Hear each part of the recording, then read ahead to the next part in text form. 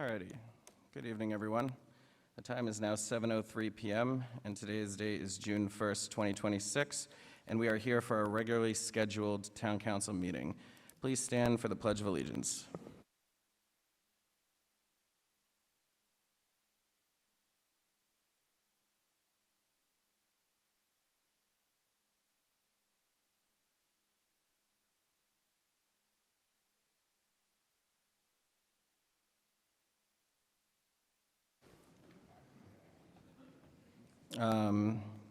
Okay, there we go. So before we get started, I'm going to make a request to move open forum to after the town manager's review. So that way, in case anyone wants to or decides not to say anything, they have the ability to speak during open forum on that matter, if they so choose. So with that, I'd like to make a motion. Is there a second? Second. All those in favor? Aye. Aye. Any opposed? Motion passes 5-0. Thank you. And back to announcements and presentations. The first item on the agenda is a proclamation for Gaspee Day, June 9th, and I will read it.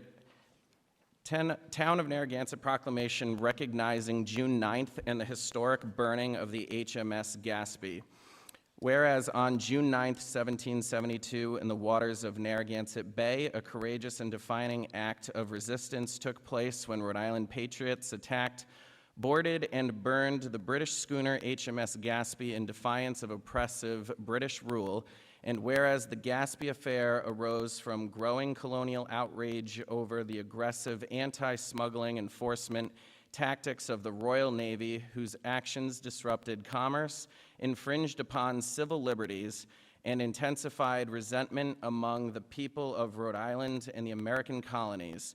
And whereas the destruction of the HMS Gaspee marked one of the earliest and most significant acts of armed rebellion against Great Britain, serving as a pivotal moment that escalated colonial tensions and helped pave the path toward the American Revolution and the eventual birth of the United States of America. And whereas Rhode Island's role in this bold and historic act remains a source of profound pride, reflecting the colony's enduring spirit of independence, courage, and resistance to tyranny. And whereas the town of Narragansett, whose shores overlook the historic waters of Narragansett Bay, where this momentous event unfolded, proudly recognizes the importance of preserving and commemorating the events that shaped both our state and our nation. And whereas as our nation commemorates the 250th anniversary of American independence, it is especially fitting to honor Rhode Island's vital contributions to the founding of our country and to educate future generations about the sacrifices and determination that secured our liberty. Now, therefore, be it proclaimed that the Narragansett Town Council, on behalf of the town of Narragansett, hereby recognizes June 9th as a day to commemorate the historic burning of the HMS Gaspee and its enduring significance in American history.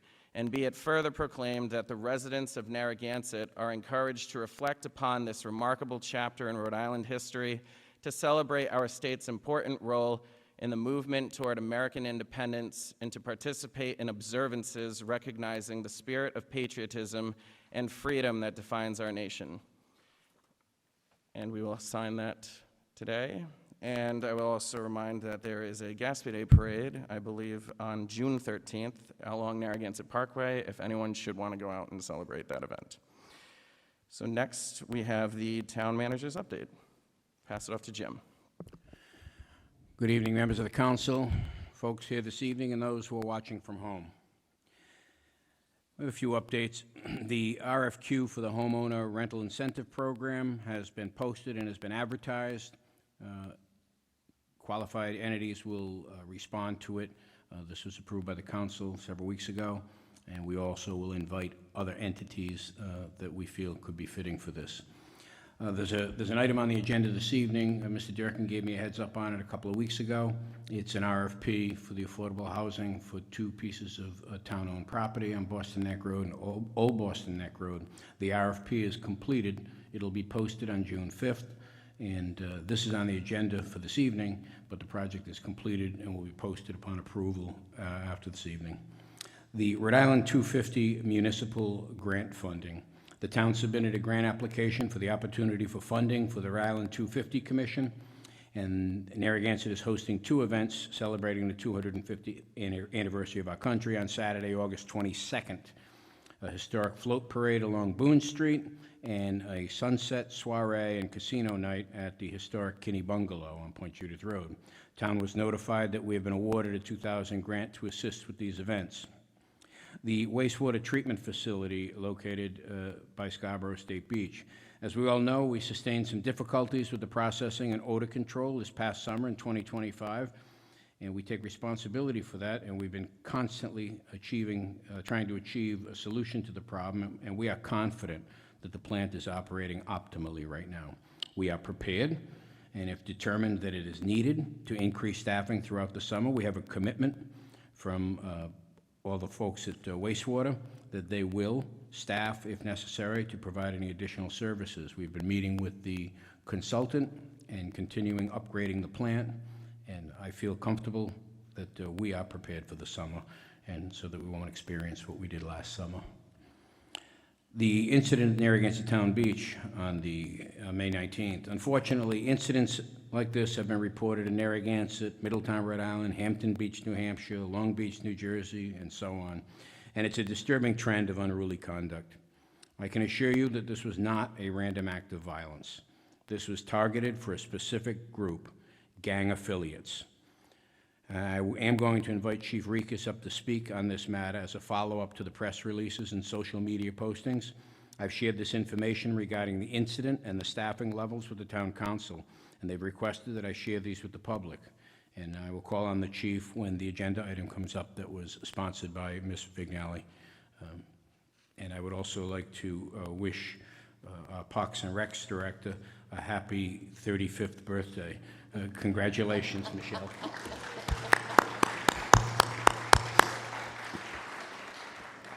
She must have started on the state police when she was 4. Thank you. Thank you, Jim, and thank you to all of our first responders, our Narragansett Police and Fire, for their due diligence during that time. Your leadership and your protection of our town and residents is commendable, and we really appreciate the high level of service that you all provide this town. And thank you, Jim.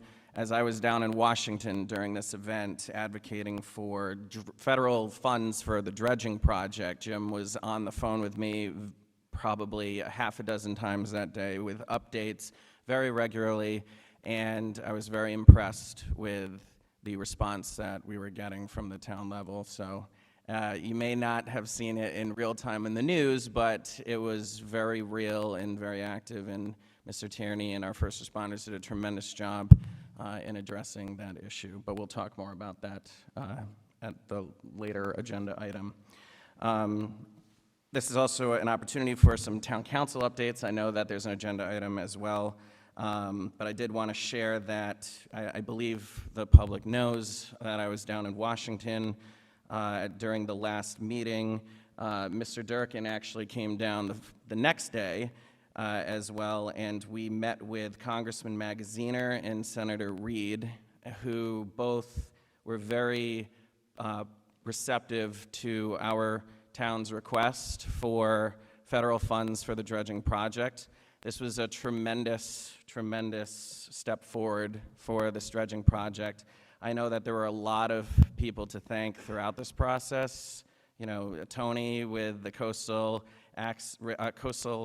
Access Committee, the Narrow River Preservation Association, and, you know, several town councils to get to where we are, but we've really got the ball rolling here, and, you know, with the permitting that we've got approved now with CRMC, DEM, and we are right on the doorstep of getting the Army Corps of Engineers approval.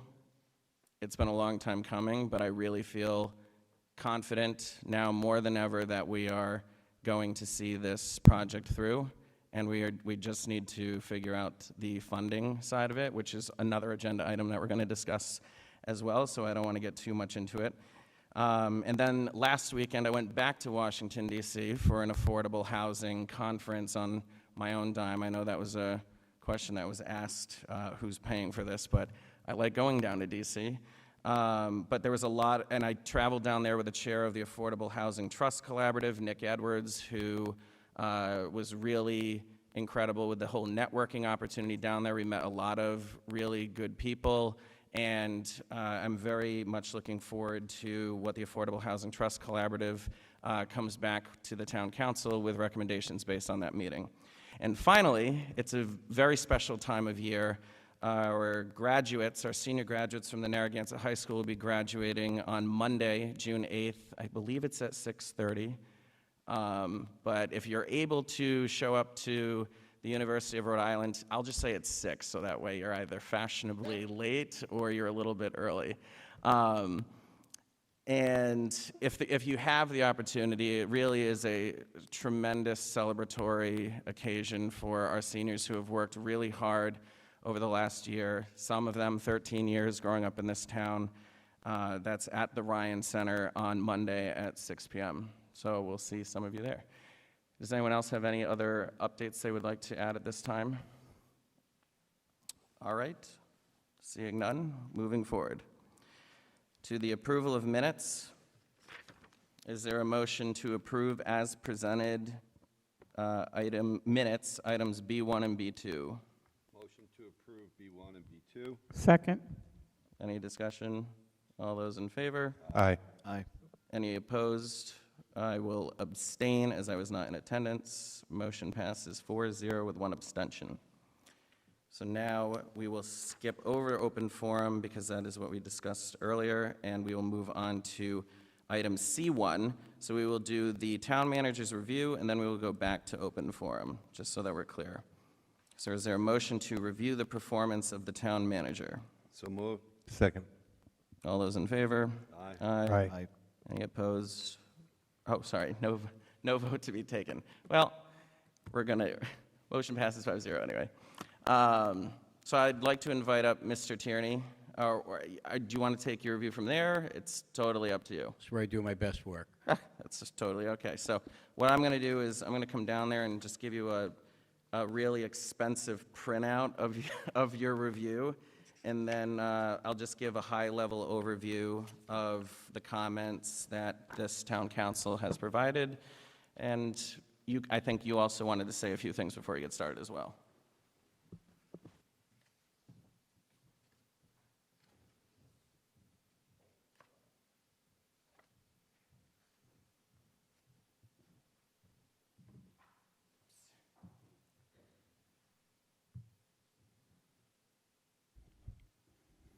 For those of you who know me, a few words is usually more than a few. But I only get to do this once every year, once a year and a half. So I do like to spell out a few things. Good evening, members of the Town Council, and thank you for taking the time to conduct this review. It's an opportunity to showcase the accomplishments of the town team during my tenure as town manager, and to listen to the Town Council's vision moving forward.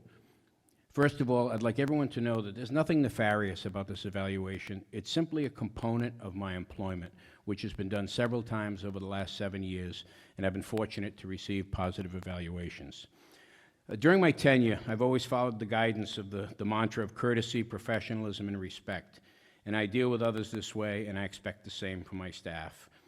A former agency that I worked for embraced a mission philosophy of an attitude of total community service. I always liked that, and I feel that our staff embraces that as well. I've been your town manager for nearly 7 years, and I've served since September of 2019. I've served under 4 town councils, and we, our great staff, and I have consistently carried out the directives voted on by the town council and responded to any concerns brought by residents through you, the council members individually, or made directly to my office or department heads. During this time, collectively, the town council, staff, myself, we have negotiated and settled 8 collective bargaining agreements with 2 new CBAs that are imminent. We prepared 7 responsible budgets, working collaboratively with each council. I've been tasked in the last 7 years with replacing some key players in management due to retirements. They're all very difficult to fill. I try to promote from within in every instance because we have qualified staff. 2 building officials, 2 town clerks, such as Sarah, who hold the top job, 2 deputy town clerks, 2 tax assessors, a community development director, a DPW director, a deputy DPW director, a police chief, a Parks and Recs director. The town's fortunate to have department heads that are highly knowledgeable and responsive. We all dealt with COVID, and when I served in this capacity, when it hit, the governor's office appointed me to COVID Community Task Force, the COVID Opening Business Safety Group, and COVID-19 Advisory Group. I communicated regularly with the chamber to keep them appraised of all the PPP and grant funds available to businesses, and the town received about $65,000 to distribute among the businesses. As we did this, I also served as elected by my colleagues as the president of the Rhode Island City and Town Managers Association and on the executive board of the Rhode Island League of Cities and Towns, working well with our state, federal, and local elected officials. During this period since I've been here, I just had Dan check this morning. I've received and or responded to a total of 265,000 emails since I started. And since you came in, this council, as of this morning, 66,593. And I realize you folks get a lot of emails as well. Excuse me. I've logged nearly 2,200 hours above a regular 40-hour work week in that period. That's 275 8-hour days since I started. SMT frequently logs a ton of hours as well. We all see Sarah here late every day, sometimes on the weekends. DPW, the deputy director and the director, the community development director, finance, they're all on salary, they receive no overtime, and they always are available. I'm just going to do a few highlights from some of the different departments. Police departments across the nation struggle with recruitment. With both chiefs, Corrigan and Rikus, we sought to address this to increase the pool of trained and highly qualified candidates, and we lifted the maximum age for police with the blessing of the council and accepted lateral transfers, putting an end to our struggles to recruit a qualified pool of applicants. We have people wanting to come to us now.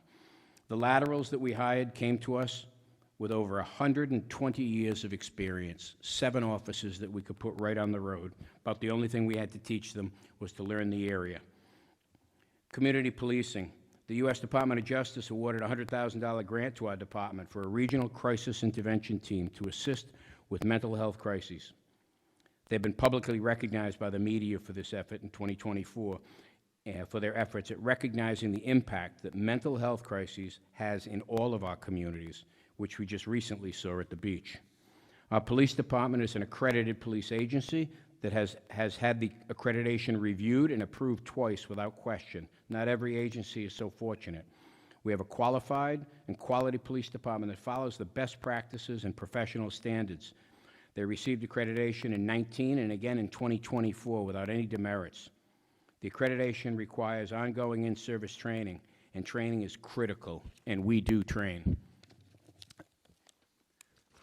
Retired Lieutenant Dan Cerise was awarded the Lieutenant Gary Miller Accreditation Manager of the Year from all the accredited police agencies in the state. They've been recognized with awards from Mothers Against Drunk Driving in 2024, and one of our officers, Brandon Gagnon, received recognition for exceptional impaired driving enforcement. Since 2019, we've acquired 2 canines, a drone, stop sticks that can bring pursuits to an end safely. These are just a few examples of the advances providing a higher level of service and protection to our community and provide better protection for our officers. Asset forfeiture, it's been a wonderful tool for the police department. We use our canines, we have our officers work with task forces, bringing money back to the community that is used for specific programs to enhance law enforcement and public safety. Upon the recommendation of the police chief, he met with me, and with the support and the approval of the town council, we entered into a statewide mutual aid agreement with police departments across the state in 2022. This happened before you folks took office, but the bottom line is these things remain in effect and have an effect today as I sit here. In light of the increasing number of civil unrest incidents, this is a critical agreement that never existed before. The fire department. The fire department has recently completed another review of the insurance Services Office. It's the Public Protection Classification Rating for fire departments. Those classifications run from 1 to 10, 1 being the best, 10 being not the best. In May of 2014, the Narragansett Fire Department had a rating of 5. In collaboration with the fire chief and his staff, the fire marshal and his crew, they improved the PPC rating to 3. And in 2026, the chief has informed me that they were notified that that rating will go up to 2, putting the Narragansett Fire Department in the top 7% of fire departments for those ratings in the country. This lowers insurance rates for the residents of our community. With the addition of the Safer Grant firefighters, we have more staff available during the peak summer season, which stresses services all across the board. This is necessary and it was needed, and I'm glad that we still have them. During the renovations of Station 2, Chief Partington and I discussed the placement of the crew and equipment from Station 2. Jeff Farrell from Sunset Farm offered to assist with a large RV trailer, and that was appreciated when community members come forward to support the town's efforts. It's a form of respect for the people who work here and the people who govern.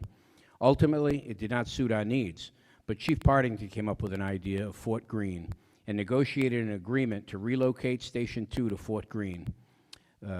We thank the Army Reserve, Senator Jack Reed, and the patience of our firefighters as we built a new home for them.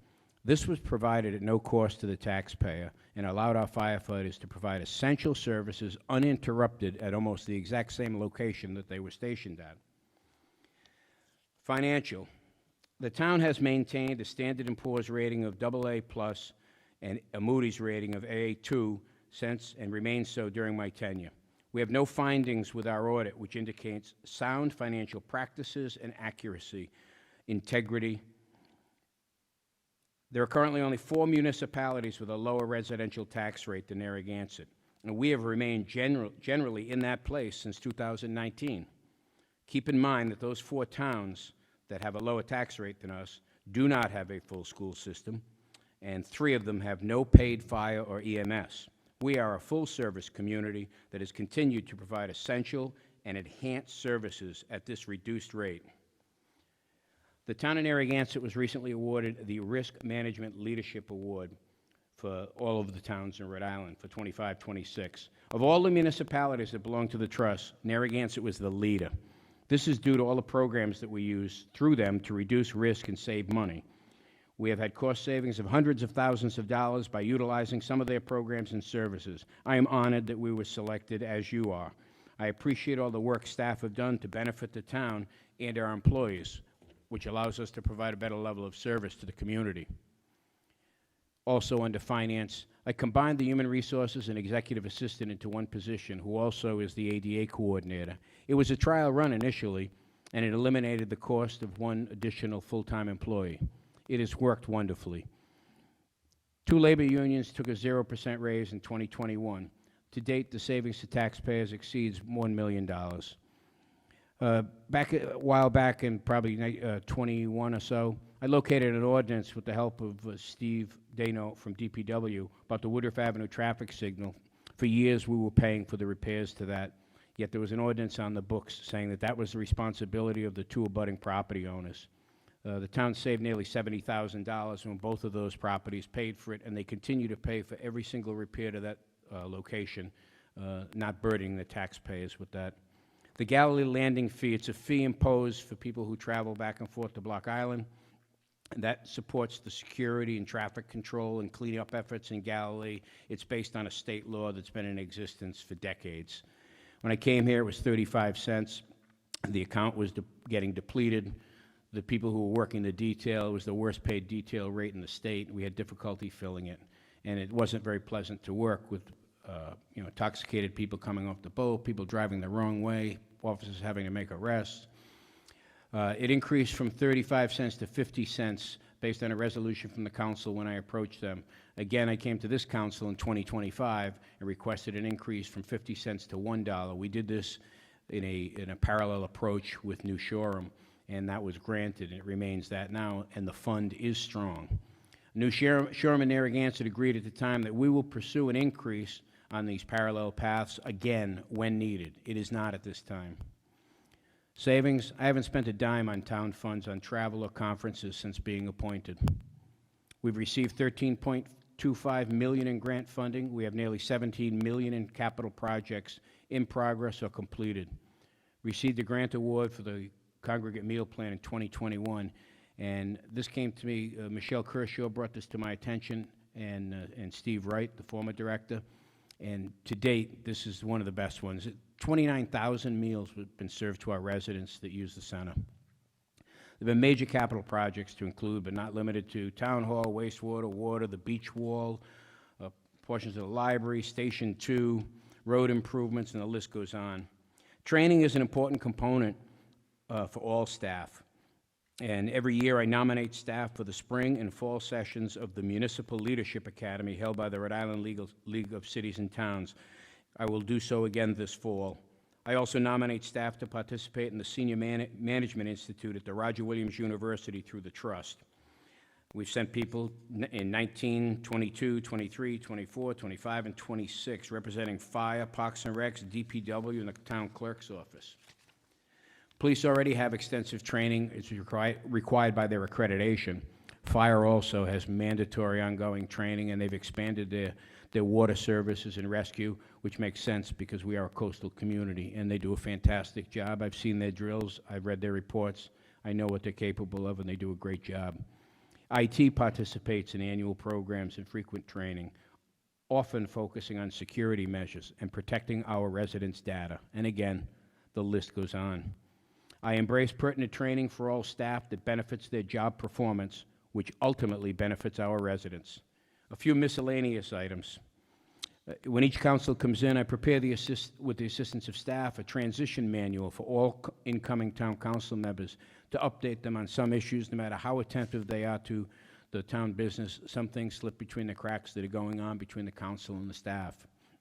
I visit sites of most complaints and assess and communicate with the complainants to resolve the issues and report back to the complainant. I believe in that mission statement that incorporates the phrase total community service. Everyone is as important as the next, and when they call, it's important. So just treat it like that. There are a couple of fun facts I like to bring out. A few years ago, there was a bad accident in Great Island where a speeding, reckless driver crashed into a house.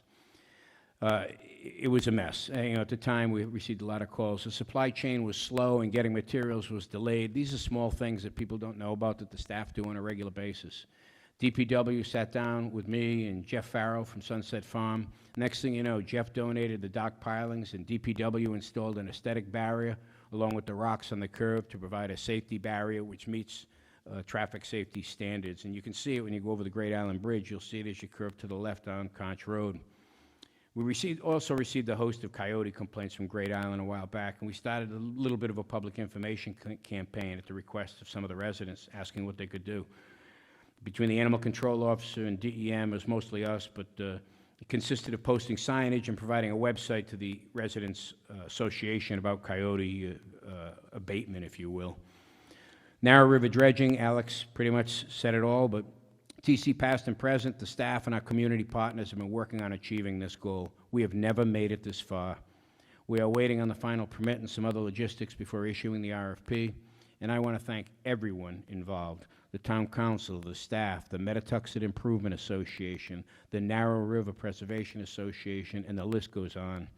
It's not uncommon that I get called out at any hour of the day for a fatality from the police department or the unfortunate demise and death of a man in a house fire. I try to come up with creative solutions because I know there's no cookie cutter for many of them. And my favorite one for customer service was years ago. I was called on a Sunday when no one was on duty for this type of work. I couldn't get a hold of anybody right away, so I responded to the Causeway in Bonnet because someone had said there was a massacre of ducks on the Causeway in Bonnet, so I went over and shoveled them off when Carol McEntee called me and told me about it. But I want to thank the town council, the staff, and the public for taking the time to listen. It is appreciated, and this is truly a team effort. Courtesy, professionalism, and respect. Let's keep it up. It's contagious. Thank you all. Thank you. And I think that deserves a round of applause.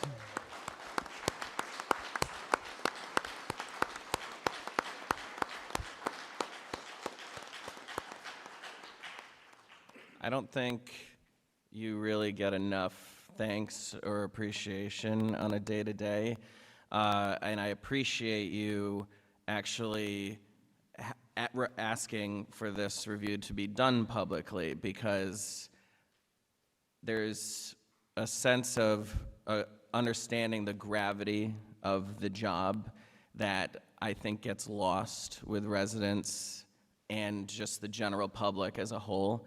And to hear the tremendous contributions that you've provided this town since coming into this position, I think was really appreciated and something that should be celebrated by this town as a whole. So with that, I'm going to just share to the public, because this is a public review, what the process entailed to get to where we are today. We put together a formal evaluation, which is attached to the agenda items for your review, and each town council person had a week to evaluate and provide comments. They were recommended to provide constructive comments as to areas of opportunity, what they liked, what they saw as an area of opportunity moving forward for the town as a whole. And each section, each of the 9 sections was broken down by professional skills and expertise, town council relations, resident and public relations, policy execution, staffing and management, fiscal management, planning and organizational development, leadership and decision-making, and individual characteristics / overall performance. Is this a perfect evaluation tool? No, but we did our best to come up with some constructive comments, as well as some highlights that we'd like to share with the general public. I am not going to read you word for word every single comments, because we'd be here all night, especially with how much I write. So what I'm going to do is I'm going to go through the section, provide a high-level, very high-level overview, and as we're going through each section, Mr. Tierney, if you have any questions, please feel free to ask. Just as a reminder, this is not a contract negotiation. That'll be done during executive session. This is just a formality, an evaluation that we are sharing with you publicly based on our 2 years of experience with Mr. Tierney. And with that, each line in the evaluation, you had an opportunity to evaluate based on unsatisfactory, needs improvement, 2, meets expectations, 3, exceeds expectations, 4, and 5 is exceptional. And the evaluation period was specifically from November 5th, 2024 to May 31st, 2026. And all comments that were directly provided by town council members has been provided to the town manager to review on his own. So with that, I would like to share that the average overall score that the town council has provided Mr. Tierney is a 3.6, which is a meets expectations with a lot of area of exceeds expectations. This is actually a very high review based on numbers that I've looked at other cities and towns. But you've heard the tremendous contributions that Mr. Tierney has provided this town. So I'd like to share some of the feedback that the council provided, and we'll go from there. So on the topic of communication and transparency, Mr. Tierney demonstrates strong effort in providing comprehensive updates. However, communication would be more beneficial with a work on greater clarity, consistency, and accessibility to both town council members and residents. There are opportunities that exist to improve alignment and messaging between leadership and staff, ensuring consistent understanding across all stakeholders, and then just working on targeted communication on key issues would enhance transparency and reduce confusion. And again, you've heard 66,000 emails, I think, in just these 2 years. So it's a constant work in progress. It's something that we can all do better on, but that was just the general feedback that we got for communication and transparency. On the topic of town council relations, let me just make sure I'm listing the correct title here. On the topic of town council relations, Mr. Tierney is highly responsive to town council requests and committed to providing timely and accurate information. There's an opportunity to, and just to be clear with everyone, opportunities are shared throughout. It's not a criticism, it's just a constructive recommendation on ways in which we could improve services across the board for the town. So it's not a criticism. I just want to make sure that's very clear here. There's an opportunity to move beyond responsiveness towards a more proactive approach that anticipates challenges and advances town council priorities, and an opportunity to work on strengthening alignment between town council goals and administrative execution. And then on the topic of resident and public relations, Mr. Tierney shows a strong commitment to keeping residents informed and managing a high volume of inquiries, again, as he's already described to you all. Public communication tools and messaging has been improved, and we really appreciate that. There's been a significant improvement on clarity, accessibility, and overall community understanding with the development of the newsletter that goes out. I don't even know, how often does it even go out? Like every week? Every meeting, which I think has been really tremendously received, and we really appreciate Mr. Tierney's leadership on that. It is recommended to just simplify some of the communication. A request came in, I think, that there's Friday reports, and there's a lot of information that gets put in there. I certainly appreciate it. I think it's tremendous that we have such a thorough update, but a recommendation came in from the town council, if it was possible to have that, if it's possible, to have it in real time throughout the week. I don't know if that's even possible, but a way that it could be easier referenced throughout the week. Like if it's a big issue, for it to not be in the general overall summary of happenings throughout the week. That would just be an area of opportunity. On the topic of policy execution, this town council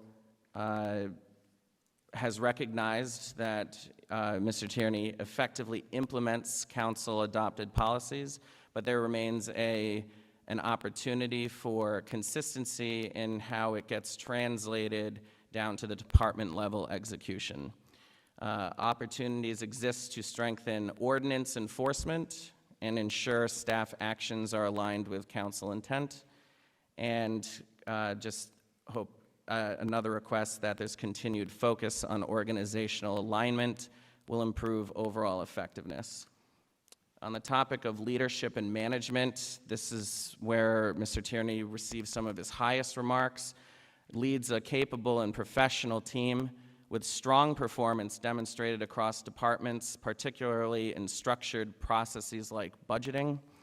There is a need or a request for more direction and oversight to ensure that staff priorities align with town council expectations. This is just a consistent theme across the board, but really high-level remarks on your leadership as recognized, especially during the historical blizzard that we had. Again, while many in town were losing power or calling and inquiring about when their roads were going to be plowed, Mr. Tierney was working the front lines with DPW, actively going down your roads. I don't know if you were physically driving the plows, you may have, but you were out there supporting our frontline workers every step of the way. So I just want to thank you, because I think your leadership goes above and beyond just the simple office setting. It is very much illustrated out in the public, out into the neighborhoods on a regular basis. So I really commend your response efforts during that historical blizzard.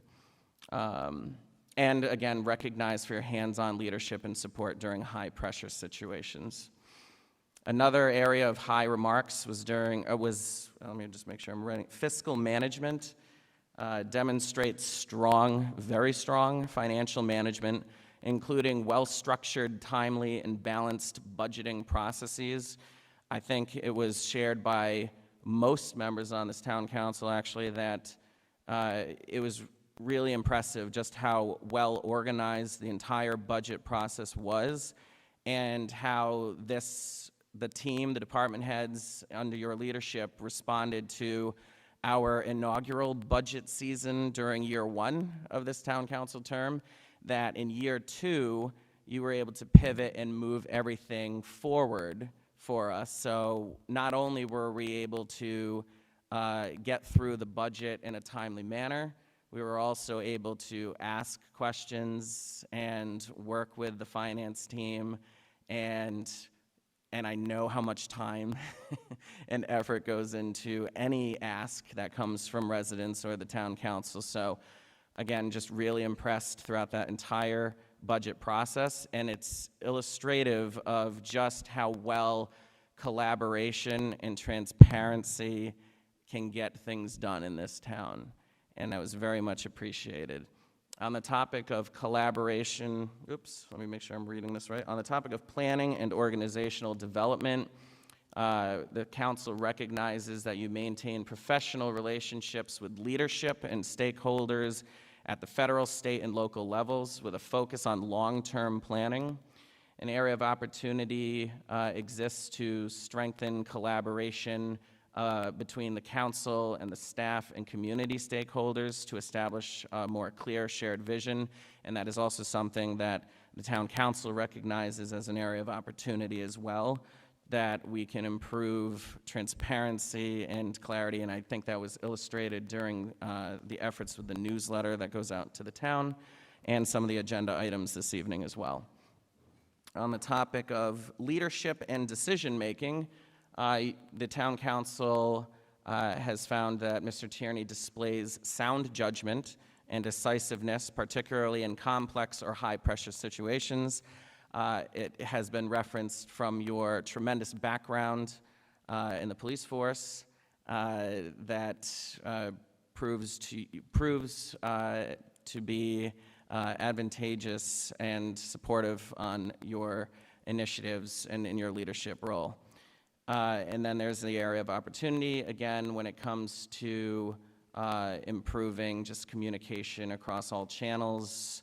It's a way in which we can all just work on improving clarity to the general public. Overall, the town council agrees that you are a dedicated professional and a responsive leader who demonstrates strong commitment to the role and to this community. And with your leadership and our collaboration, we would like to continue to build on this impact, this leadership on both fronts, and our communication across all channels so that we can really move Narragansett forward and continue doing the great work that we've been doing here. And we are honored for the last 2 years that we have worked with you.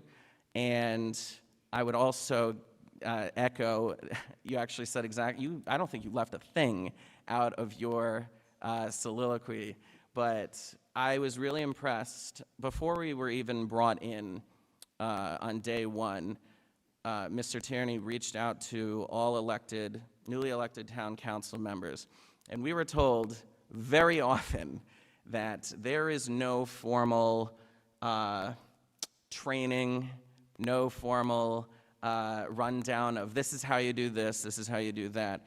But Mr. Tierney really impressed me before we even were sworn in, and he had put together a whole binder of helpful documents and information that I found to be very helpful and allowed for, hopefully, I felt like it was very much appreciated for greater stability in town government. As a new council comes in, there can be a lot of questions, a lot of unknown, but I credit Mr. Tierney for really providing that stability at a time where there was just so much unknown. So again, I appreciate the services that you've provided this town, and I appreciate this town council for the laundry list of comments and constructive feedback that has been shared with Mr. Tierney. And we will also be working with Mr. Tierney during a later time, during an executive session, to review his contract as well. But with that, just really thank you for your services to this town, and we look forward to continuing working with you as we support this town. So thank you.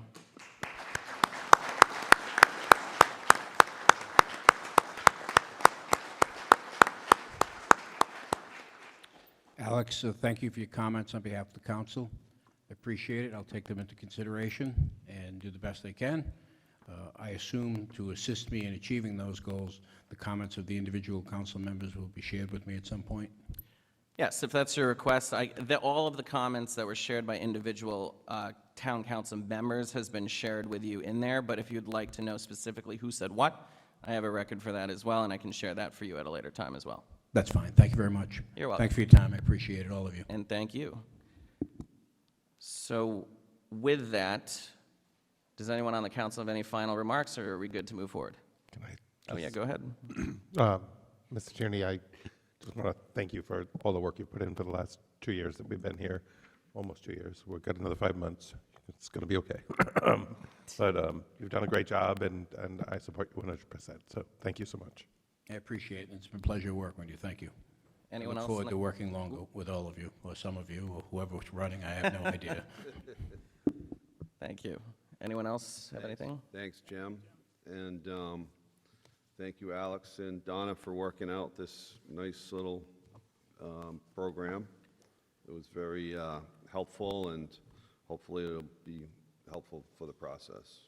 So That's good feedback, actually, because we didn't have a readily available tool, and in our research, we found that this was one that was, it seemed like it was a pretty good, easy evaluation, but any feedback on this evaluation process, certainly open to it, want to improve as we move forward.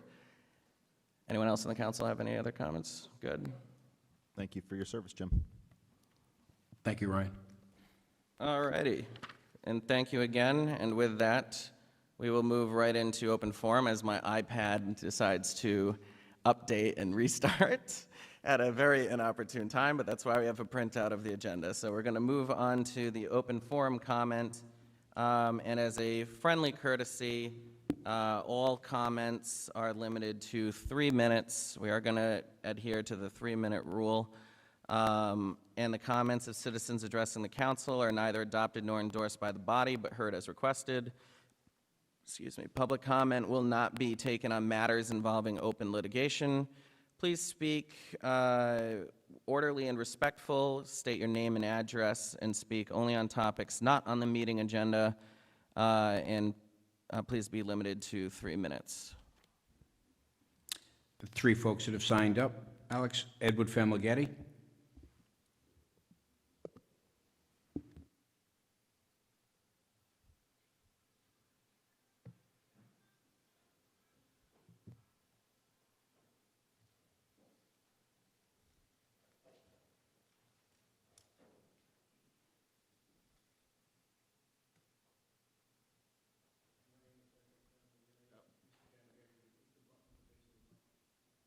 Hello. There you go.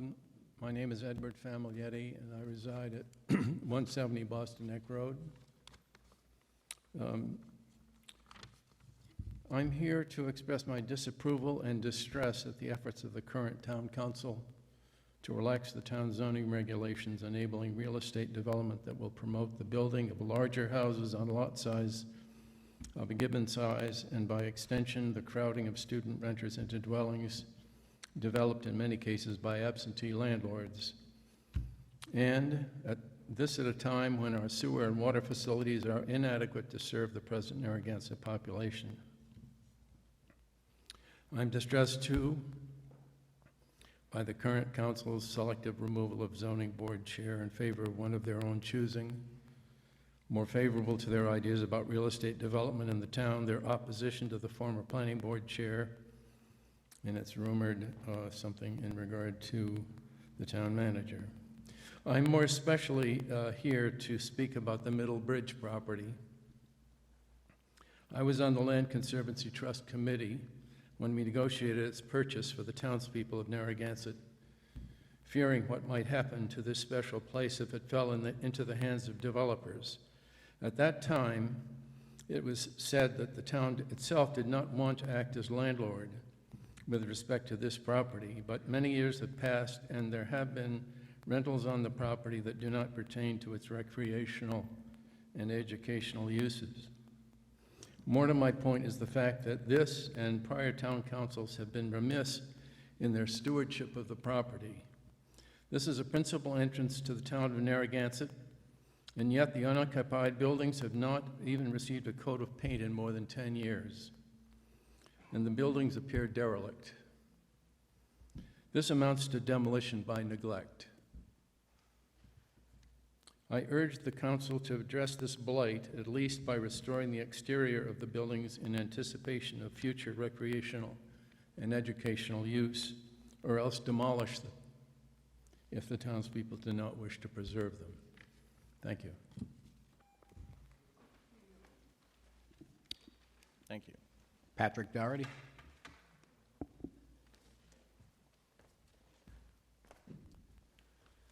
Thank you. Patrick Doherty, 9 Flint Drive, Saunderstown, Narragansett, Rhode Island. I'm here to, first off, say unequivocally, I love this town. I work here, my office is here, I recreate here, I raised 3 children, put them through the school system in Narragansett. Love this town. I've been here a resident of Narragansett since the end of 2002. That being said, we have a festering sore in this town that is promoting false information and dissension among people who look on some of these Facebook pages in town that are run by one person in particular as the administrator. I got blocked this weekend. I merely posted a simple article about the affordability crisis that's in every New England seaside community, and in fact in every seaside community in the country. I was immediately attacked by the administrator and a number of his dissensive minions on there, and it's not fair. They are acting under your name on a Facebook page, Narragansett Town Council Forum. So I'm asking you to take back our town. We're being held up to public ridicule, and we're being held out in a false light, being portrayed on this outrageous Facebook post created by some bully pulpit of a man. A mere comment posting about affordability brought in attacks, and we need to do something about this, and Facebook itself has a mechanism for that. I've researched the community standards, and this pages, Our Town Narragansett, run by Dr. Alba, and Narragansett Town Forum, Town Council Forum, run by Dr. Alba, are clearly in violation of that. I intend to pursue my complaints with Facebook for the way that he is maligning me and casting me as if I'm in bed with you and pulling strings and working in concert with you, when all you have to do is watch a couple of these hearings and you vote against me and my clients on many occasions. That being said, though, I would ask you to have your solicitor reach out, examine the Facebook community standards, and let's take back our town. We are not a town that is subject to ridicule. We are not a town where there's these ranting and ravings by someone akin to the village idiot, in my opinion, going on and attacking the integrity of public officials, citizens who have a dissenting voice. If the name forum is contained in the Facebook page, a forum is a place where there's an exchange of open ideas and there can be discussion. There's no such thing going on with that. This man is feeding a festering sore in this community, and I urge you to have your solicitor check out those standards and make the valid complaints, because not only am I, the town, and you as public officials being held up to ridicule, but anyone looking at this in our town or in the country is realizing that we look very, very poor. Thank you. Thank you. Next speaker is Karen Shabshelowitz.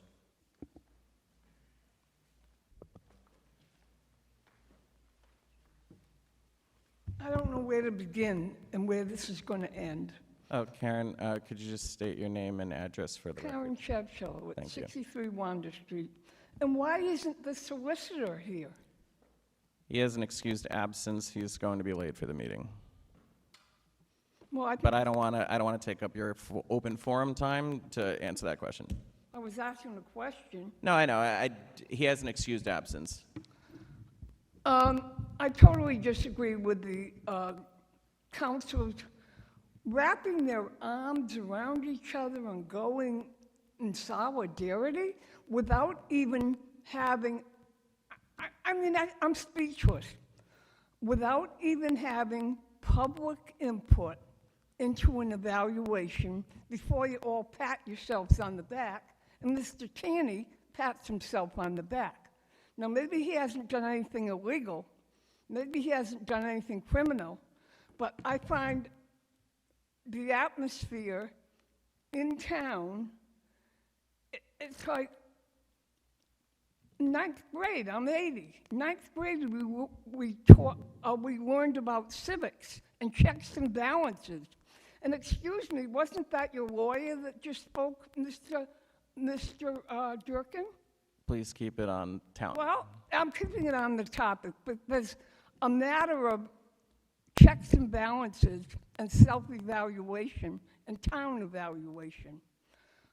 At a recent meeting, I asked Councilman Ryan if he had gone to school here. He goes, no. And I said, well, I had a lot of trouble with the schools here.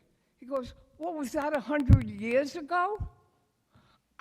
I was like, and I didn't know when Mr. Colonies ran for office that he was a realtor, and he'd been a realtor for 10 years. Mirror, mirror on the wall. Look in the mirror and see, you all love each other, but are you listening to the needs of the town? I see person after person come up here and never come again because they don't get the response and the respect that they should get. There's no action. Of course, there's little meetings down at the Sprague Park where Mr. Chaney is usually there, but that doesn't make any difference. I think you should have gone after, my feeling is, I moved here with 5 of my children. I now have 5 children that are married, and I'm older and I need help, and 10 grandchildren, and the prices of houses have gone up like crazy because you're trying to squeeze every possible person, make every possible penny that you can make.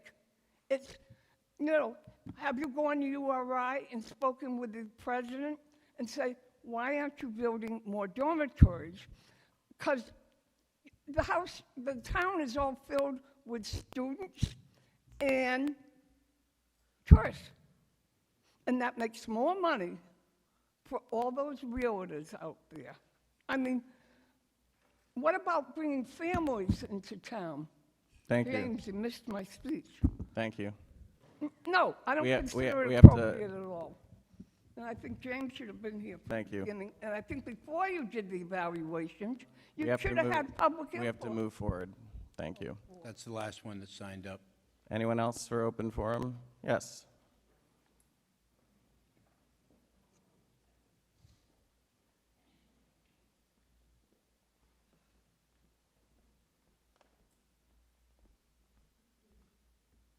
Hi, Sue Amoruso, 111 West Bay Drive. I was asked by a few people with the Friends of the Narragansett Library to mention that the Friends have purchased what's called a pod for the library. And it's like basically a giant phone booth. And it can accommodate people who need additional quiet space, maybe to have a phone call, a business meeting. Somebody with sensory issues can use it. But they did want the town to know that this is something that's available now, that's brand new at the library. And it was paid for by the generous funds from our friends. And they are truly, truly generous when it comes to the library. And the board and staff are very appreciative of that. So I fulfilled my job tonight. Thank you. Thank you. That's tremendous service that's being provided at the library. Thank you. Anyone else? Yes.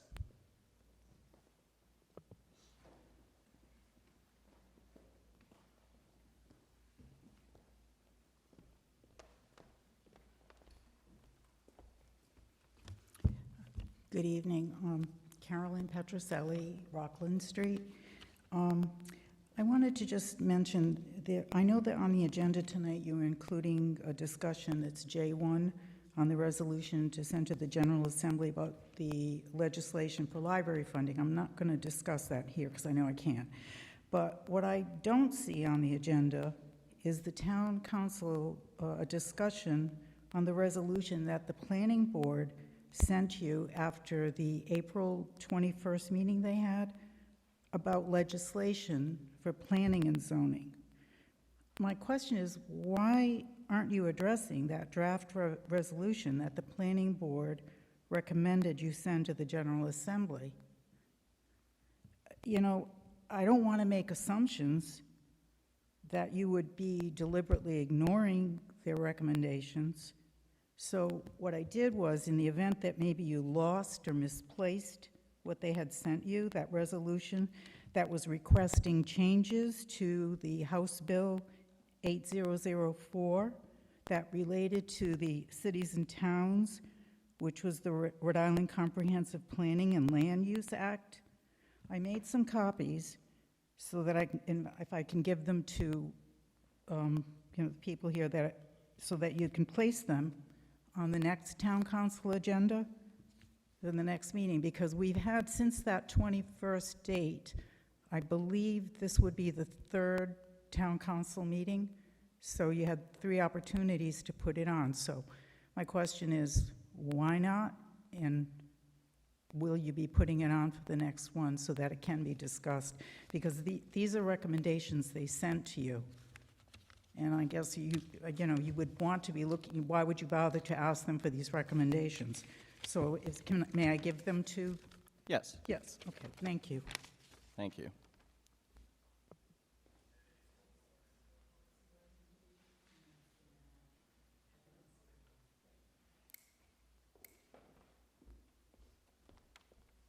Anyone else? Mr. Hanley.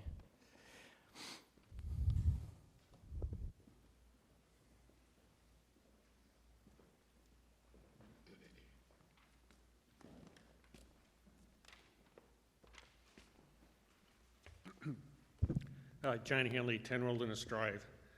So I think the thing I'd like to say tonight is that I actually fully support Mr. Tanny. I think he's done a great job. I think he respects his staff. I think they respect him. And I'm sure there are exceptions, but for the most part, I think the town is pretty well run. So this could be the only thing that we agree on. So I just want to offer my support. Thank you.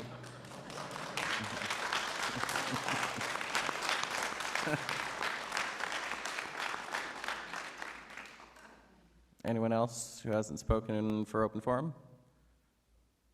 All righty. Thank you all. And then now we will move on to the public hearing scheduling portion of the evening. Is there a motion to schedule a public hearing on July 6th, 2026 for an application for a transfer of a Class B victualling limited alcohol beverage license from Julio's LLC DBA Leo's Pizza to Mike's North End Pizza Company LLC DBA Mike's North End Pizza, Assessor's Plat, NH, Lot 171909, Boston Neck Road, Unit 3, Narragansett, Rhode Island. Motion to schedule. Second. Discussion. So basically, we just want to know, this is the recommended scheduled date. Does this work for all the council members? Will you be in attendance? I think, unless I hear otherwise, I think this is a good date. All good? Okay. All right, all those in favor? Aye. Aye. Aye. Any opposed? Motion passes 5-0. On to consent agenda. Is there a motion to approve as presented Item E1. Motion to approve. Second. Any discussion? All those in favor? Aye. Aye. Any opposed? Motion passes 5-0. On to new business is item F1. Is there a motion to instruct the town manager to issue a request for proposal for the development of affordable housing on town-owned parcels located on Boston Neck Road, lots NL22 and N0 or O5? Motion to approve. Oh, Second. discussion.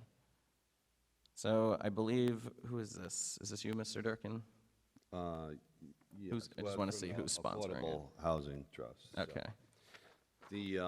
This is at the corner of Boston Neck Road and Old Boston Neck Road, and there's a parcel of land there that consists of 2.5 acres that's town-owned with no restrictions, as so far we've researched.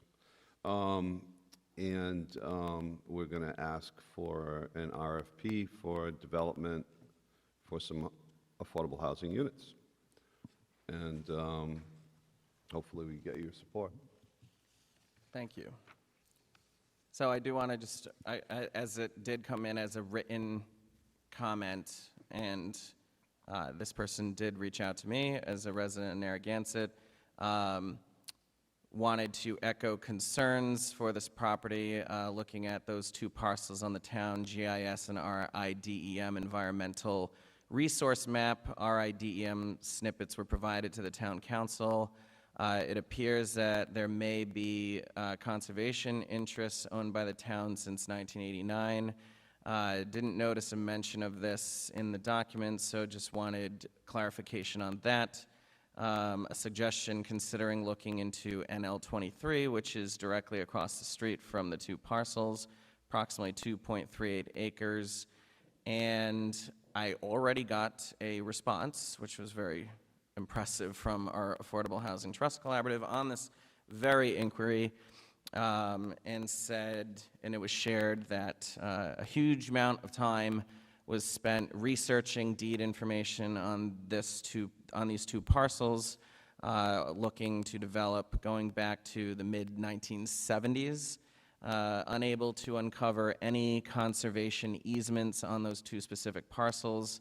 Originally, those parcels were part of the large 40-plus acres lot that is across Old Boston Neck Road. It was originally proposed to be developed as Bridgeport Estates, or something like that. The town later purchased the property in the late 80s, and according to the Affordable Housing Trust Collaborative, they see no reason to hold up the motion and to instruct the town manager to issue this RFP. And just as a reminder, the specific language of this RFP states that title respondents are fully responsible for conducting their own title examination to ensure that the title to the property is clear.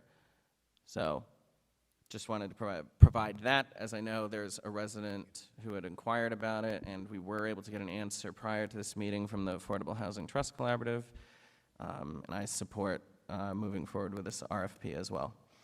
Anyone else on the council have any other things they'd like to add? Anyone from the public?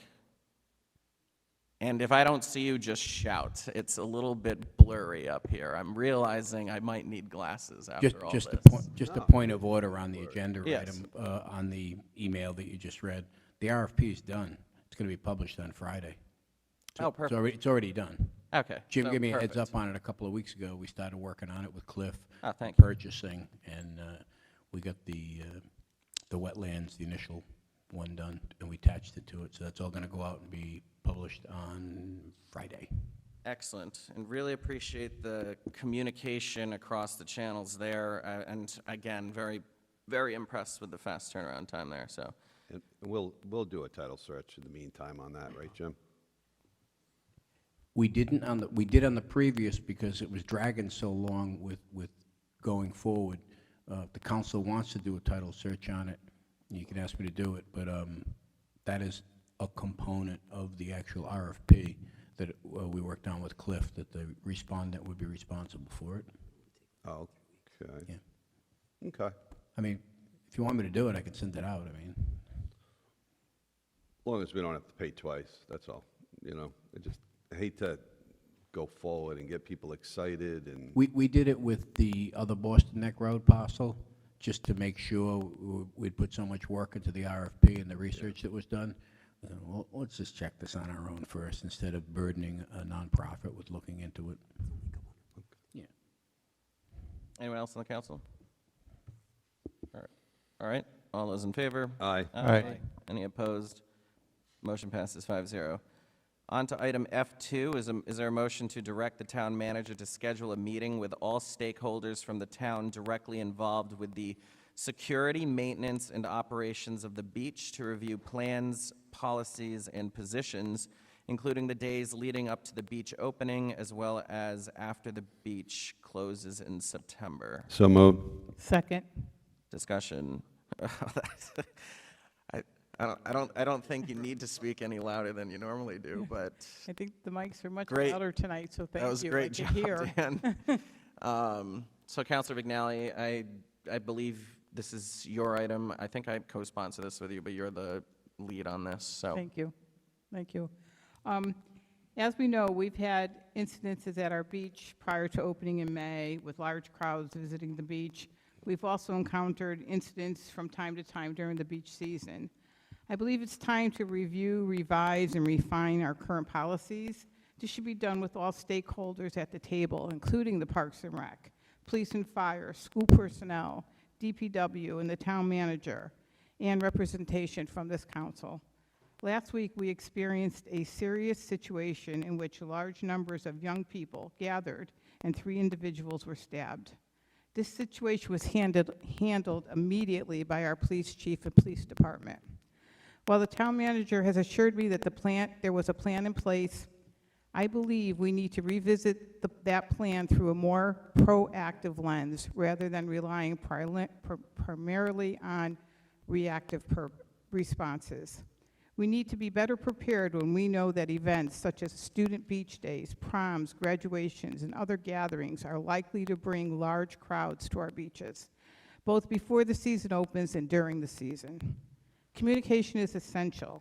We should use social media not to only welcome groups to Narragansett, but also to clearly communicate expectations of behavior and safety. We should also form partnerships with stakeholders outside of Narragansett, because a busy beach day affects not only our residents, but many people across the state with traffic and things like that. We should communicate directly with schools and communities such as Cranston, Warwick, Providence, as well as any other schools whose students are visiting our beaches. Building partnerships with those school districts would help ensure that expected behavior is communicated in advance. That kind of messaging carries weight and can help most students make good decisions and avoid becoming involved when incidents occur. We should also consider having adults or police officers present in the parking lots to help manage traffic, guide vehicles, and positively engage with our visitors upon arrival. A welcoming but visible presence can set the tone for the day by reminding beachgoers to be mindful of expectations as they enter the beach area. In addition, we should explore a system that communicates the status of our parking lots and the availability of parking spaces. On the beach itself, adults or police should be visible and approachable, checking in with visitors and making it clear that support and supervision are present if needed. We need adults in positions of responsibility. High school and college students can no longer bear the primary responsibility for policing beachgoers. Times have changed, and our approach must change as well. We need to examine reoccurring issues and brainstorm practical ways to address them, including trash, drinking, smoking, and loud music. Bringing all stakeholders together to share ideas and make suggestions can be highly effective in finding solutions to these ongoing challenges. I believe this is the right time to take a comprehensive and collaborative look at how we manage beach safety and operations so that we can better protect residents, visitors, and staff while preserving the welcoming environment Narragansett wants to portray. Thank you. Thank you, Councilor Vignali, and for bringing this to this agenda. I know that there were a lot of questions, got a lot of texts and phone calls in between meetings about, hey, did you hear what's going on at the Narragansett Town Beach? At that point, I had already had probably 2 or 3 phone calls with Mr. Tierney ahead of time, so we beat the press, which was impressive. But we really want to make sure that issues like this don't happen or don't become a pattern. And I had the unfortunate timing, I think, back in 2019, was it probably, maybe around there, maybe 2021, when I think the first incident like this happened, and it was right around the same weekend. And again, none of us were on the town council at that time, but we know that there was a response, and there were a lot of people involved. And, you know, again, grateful that there weren't more serious injuries at that time. Similar, we fast forward to this year, you know, another event like this comes up, and, you know, it drives a lot of residents with concerns. And I think it's very important, and Mr. Tierney has done a tremendous job at communicating the swift action of our first responders, as well as keeping the town council in touch with updates as they are received. I agree with Ms. Vignali that it's important. It's never a bad idea to look at processes, look at what happened, and if necessary, instill a corrective actions plan so something like this does not happen moving forward. What did we learn from this, and what can we do to improve on this moving forward? So I appreciate that. I think there was a lot of people listed in the number of stakeholders. I think if you're a Narragansett resident, you're almost a stakeholder in this as well.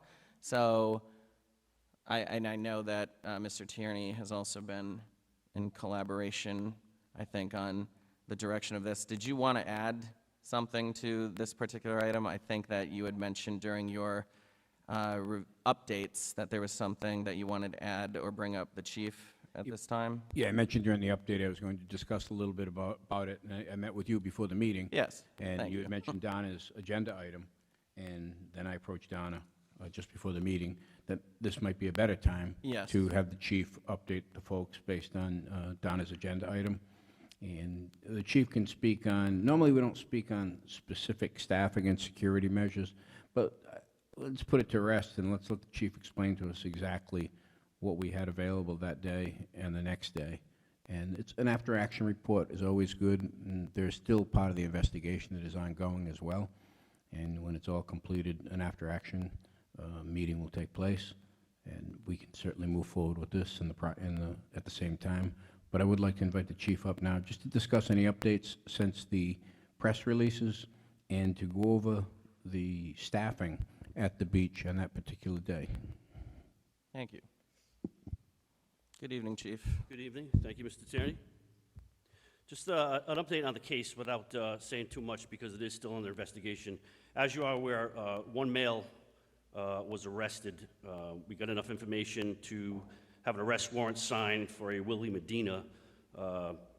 Arrest warrant was put out on Thursday. On Friday, the Rhode Island State Police Violent Fugitive Task Force was able to pick him up. He was held in Pawtucket before being transferred to Narragansett. He was charged with 1 count of felony assault, arraigned at 4th District Court, held as a bail violator, and transferred to the ACI where he currently remains.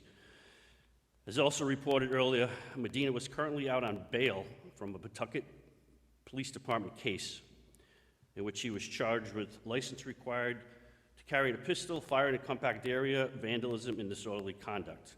After speaking with Pawtucket PD, apparently Mr. Medina was involved in an altercation at 3 o'clock in the morning at a McDonald's in which he pulled out a firearm and began to recklessly fire his gun into a crowd of people. In this matter, we learned that Mr. Medina has well-documented gang affiliation. And as Mr. Tierney said earlier, this certainly was not a random act of violence.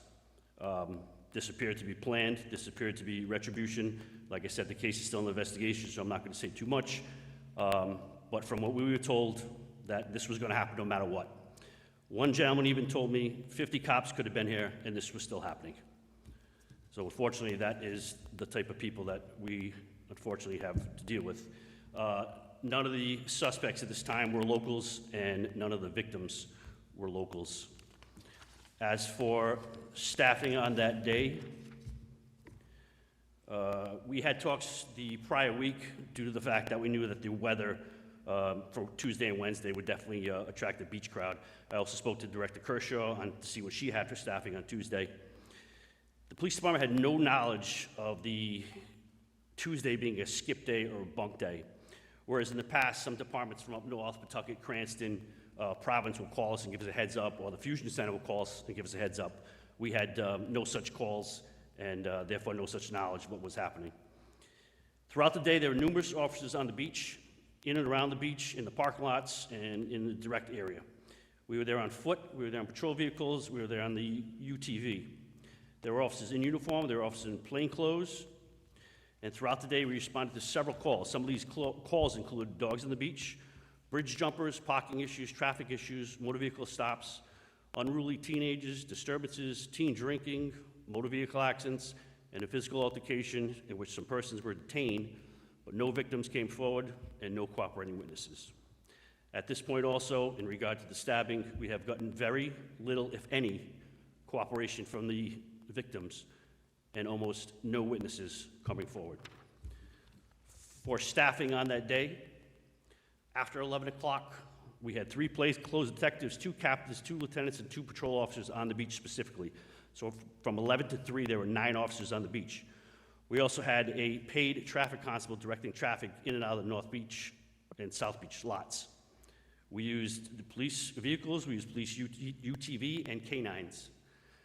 At 1,500 hours, staffing included 1 lieutenant, 1 sergeant, and 5 patrol officers. It also included 21 officers from the Narragansett Police Department that were responding to the beach solely for the crowds. Unfortunately, the stabbing occurred at 15:03 hours, which would be 3:03. Officers responded there at 15:04. Immediately, first priority was to treat the wounded, get the necessary rescue and personnel, and then treat the victims, and then evaluate the scene and search for potential suspects and witnesses. So at this point, I will gladly answer any questions you may have. Well, thank you for that very thorough update, and I think that, is very much appreciated by the number of residents who have inquired about also all sorts of questions and hopefully put a lot of their questions to bed. My question, at least from this early onset, because I know there's going to be a discussion that gets had, is, we're familiar with, like, a couple years ago, there was an incident around the same time as it did occur this year.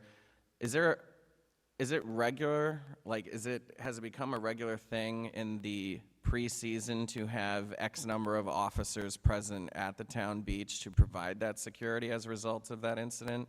It is, and I believe the incident that you mentioned a couple years ago happened before the beach was open. Yes. Last year's incident happened after the beach was open. I believe that was on 6/18 and 6/19, and this year obviously happened again before the beach was open. Okay.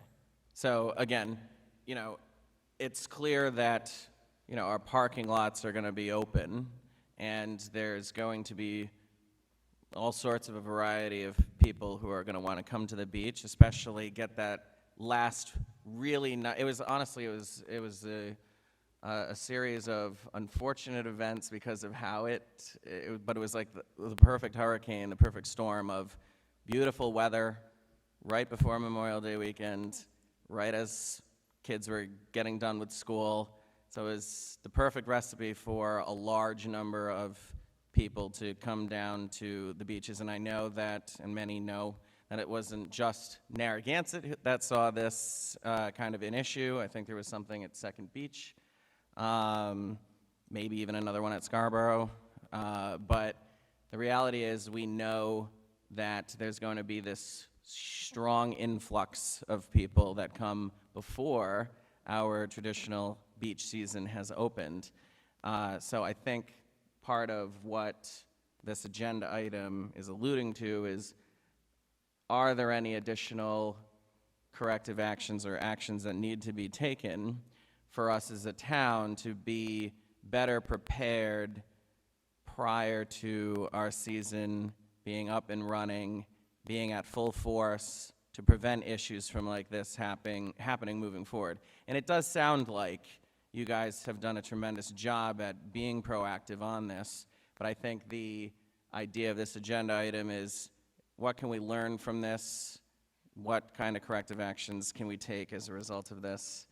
But again, I commend you and all the first responders for that day for it not having turned out to be a more serious issue than it could have been.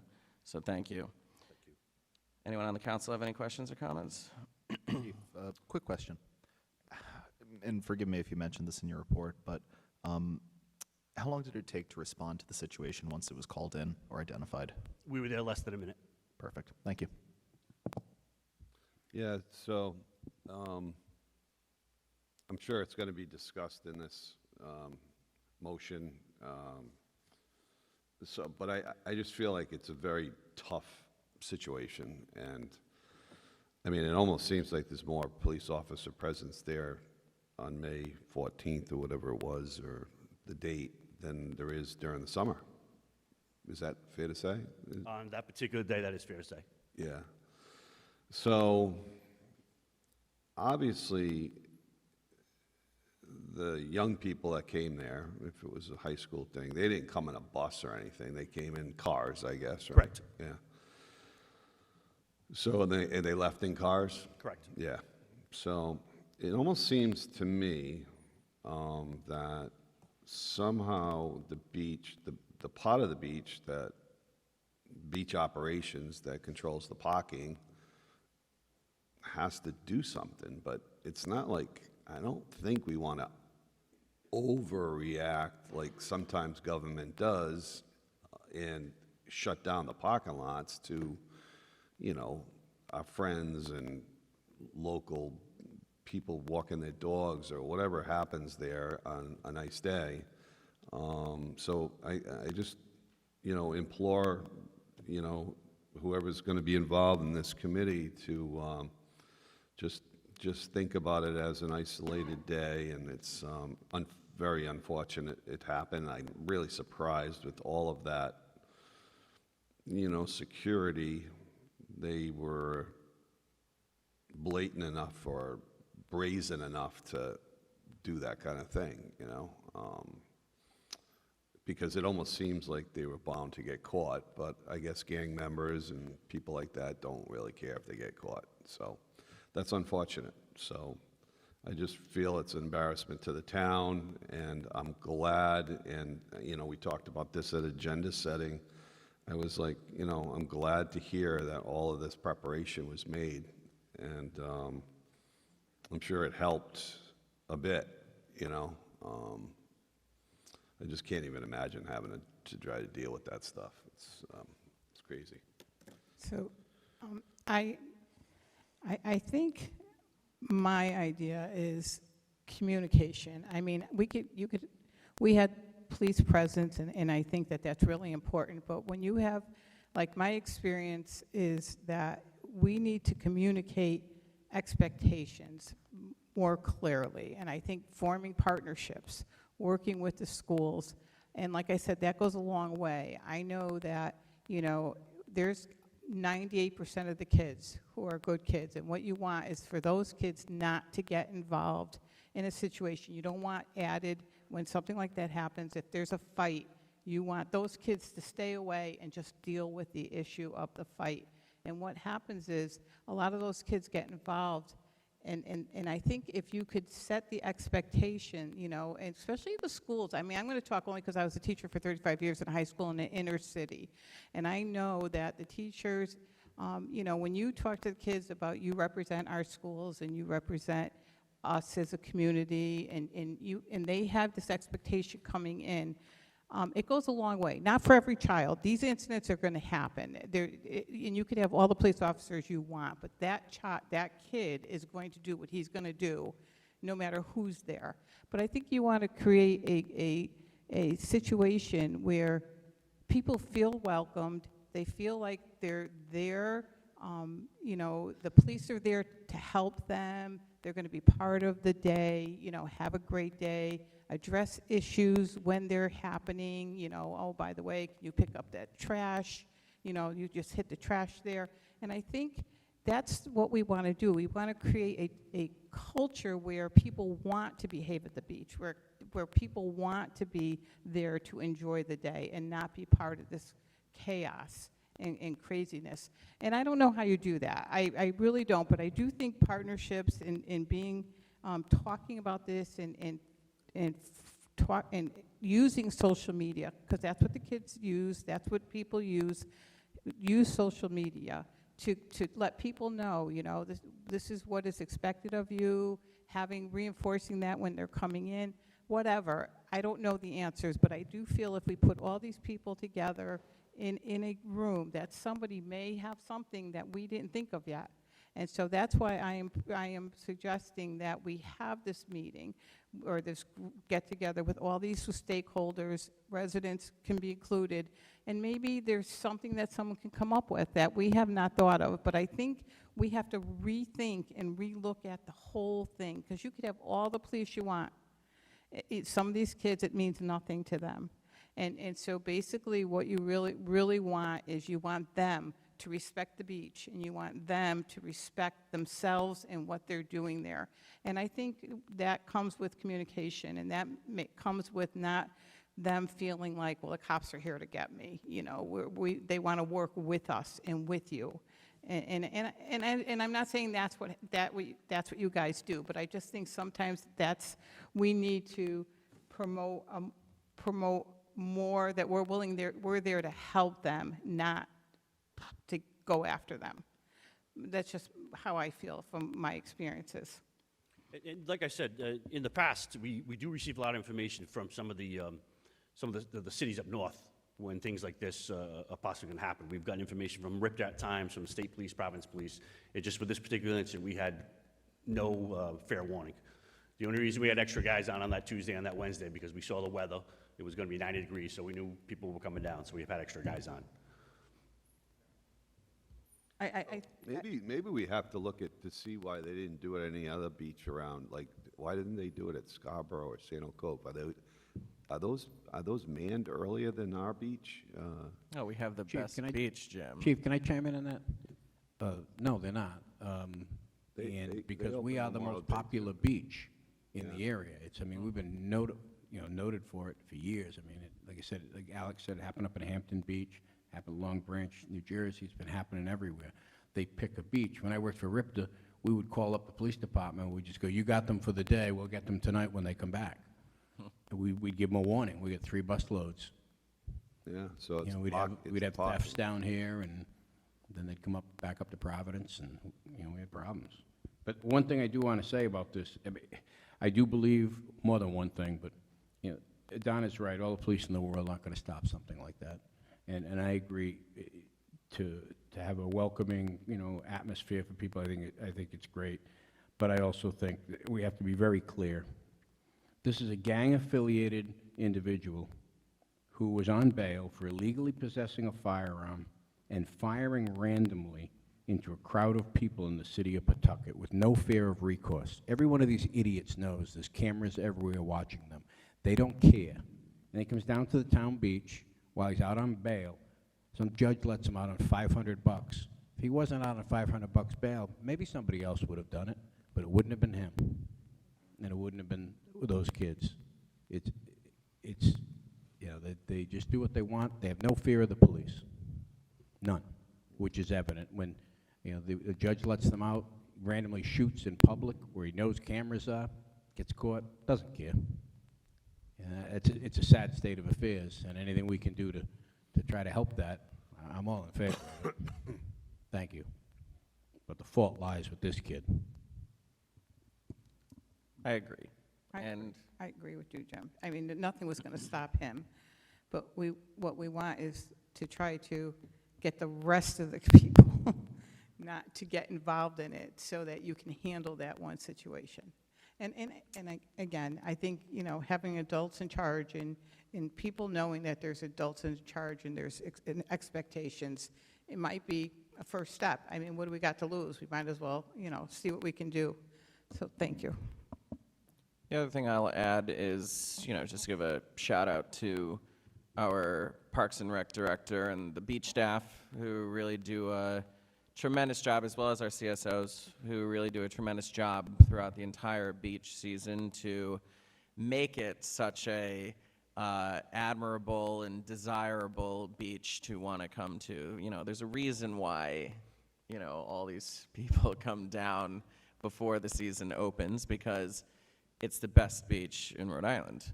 So again, just really appreciate the leadership, the staff that runs our beach. I know that we're going to be getting into full season soon. And Chief, I just ask that if there's any issues or concerns as the beach season gets underway, that you don't hesitate to reach out, and you never do.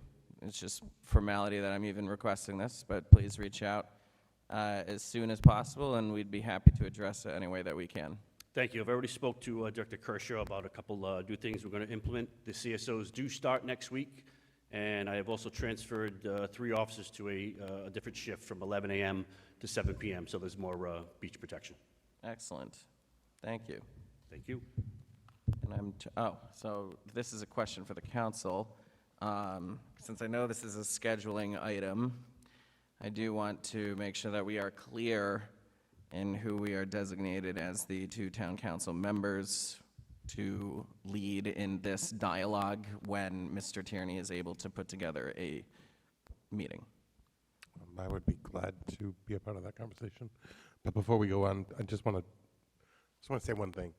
I want to caution us as we go through this not to single out any populations or anything like that. I'm just scared of it because I saw some reactions on social media that were a little scary to me. I saw some of those also. Okay. Would anyone else like to volunteer to work with Mr. Colonies as a liaison from the town council on this issue? Maybe Sorry. Donna wants to do it. Councilor McNally, all right. Any opposition to that? All right. Before we take a vote, I will reach out to the general public if they have any questions. Oh, sorry. You're all set. I appreciate you, and thank you for being here for that report. Anyone from the public have any comments on this? Oh, yes.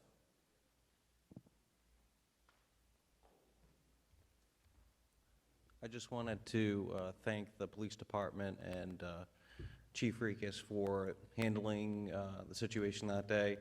At the library, we got a huge crowd that came in all at once and took up all the parking.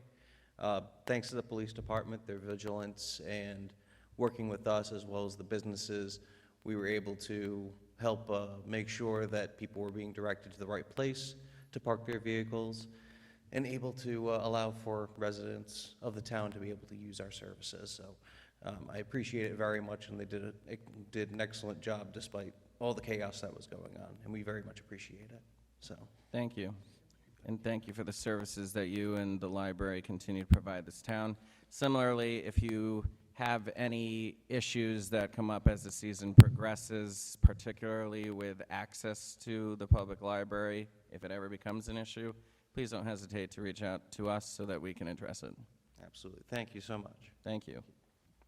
Anyone else? Seeing none. Mr. Tierney, do you need any additional information regarding the specifics to the scheduling? We've designated Councilors Colonies and Vignali as the town council liaisons for whenever you're able to set up a meeting. Primarily, we're talking about the shoulder season, pre and post, before we're charging, is that correct? Correct. Yep. I think specifics to the beach season itself has already been, you guys do that during your recreational advisory committee, correct? Yeah. So obviously any learnings that can be implemented, you know, are certainly advisable during the beach season, but the primary topic of conversation is specific to prior and post. Pre and post, prior to Pre charge. and post. Correct, thank you. Thank you. All right. All those in favor? Aye. Aye. Aye. Any opposed? Motion passes 5-0. Thank you. On to item F3. Is there a motion to add a designated section for town council updates to follow the town manager's update under the announcements/presentation section of all future town council meetings? Motion to add? Second? I'm going to say it was moved by Councilor Durkin and seconded by Councilor Torialde, just because we haven't heard him second something Sure. yet. Discussion. Sorry, Councilor Torialde, I didn't mean anything by it. Go ahead. I didn't have anything to say. I was just Oh. seconding the motion. Okay, well, thank you for seconding the motion. Go ahead. I think this is your item. It is. It is an item that Councilor Vignali and I have added in the spirit of transparency to the general public. Again, we do get a lot of emails, as well as, I think what goes unnoticed is just how much time and effort members on this council are going above and beyond, attending committee meetings regularly in town, serving as liaisons to those committees. You've heard this evening that there's a lot of different events, council members going down to Washington, going up to the State House advocating for permits with CRMC. I just think it's really important for us to be able to, capture and provide a lot of answers to questions that residents, may get frustrated about not being able to hear directly from us. And there's, this is kind of our way of trying to create a bridge to being able to answer some of those questions, and then being able to provide some updates as to, a lot of the different events that we are a part of, and we think that you should be a part of as well, and believe that you should be part of the conversation as well. It also is helpful, as Councilor Vignali has reminded me earlier, that by designating a town council update section on the agenda, you will be able to click on the town council updates portion of the meeting, and correct me if I'm wrong, but it sounds like that you'd be able to now click on that, and then you'd be able to go directly to that part of the meeting, and then hear the updates directly from the council. Beautiful. Perfect. And I don't know if I missed anything. Well, I just like to say that I think this council update will help council members to communicate to the residents exactly what we're doing on their behalf. I think too often our discussion on what we do or are doing gets lost in the confusion of our meetings and the chaos of social media. So this update, along with the Narragansett newsletter being sent to residents, that allows them to click on a particular item and watch our discussion and receive factual information firsthand, are ways that we're trying to get information to the residents. I think it's important for our residents to know that we are continually working on all issues facing our town. Just because something doesn't appear on an agenda item at a meeting, it doesn't mean it's forgotten or being ignored. So I just wanted to remind people to go to the town website and register for the newsletter, and it will be emailed to you. And I think it's something that, to open up the communication and let residents know exactly what we're doing. Is there any tracking of how many people have signed up so far? What was the question? I don't know. Is there any tracking of how many people have signed up so far? Or is there any way of knowing? That's a good number, Not though. me. I've been trying. So we just want to encourage people to do it. It's a great resource. Not only does it have the town council meetings where you can click on the agenda item and see what the discussion was, but it also includes everything that's happening within the town and notifications of events happening, things at the library, things at the town park and rec, and it has you can get the town managers' updates. So it has a lot of really great information. So if you haven't done it and you're out there watching this, I would highly recommend that you go to the website and sign up for it. It will be mailed directly to your inbox. And it's just a great way to know and have the information, the factual information on what's happening at our town council meetings. And it's also a really good source of truth. That's part of the stress and confusion that we go on a regular basis. But this town, the staff, the council, our planning board, zoning boards, it's a tremendous amount of stress and time that we spend actually communicating things back to the general public. A lot of the stuff that gets talked about here, during the meetings, planning, zoning, it's very hard to understand. And that alone takes a lot of time to being able to explain what's going on and provide these updates. But, the reality is when you got some loud noise in the public, or people saying, well, he said, she said that, it doesn't help anyone. So now this is a way in which we can kind of streamline that, and people can actually go to the sources of truth and be able to better understand the direction in where this town is intending to go. So with that, does anyone else have anything they'd like to add? I'll add something. Sure. I think this is a good opportunity to also kind of share the ongoings and accomplishments of the boards and commissions that we each sit on. It's funny in that Mr. Fenelgetti had referenced the Middlebridge property earlier tonight, and having attended most of the most recent land trust meetings, Middlebridge has been discussed at length.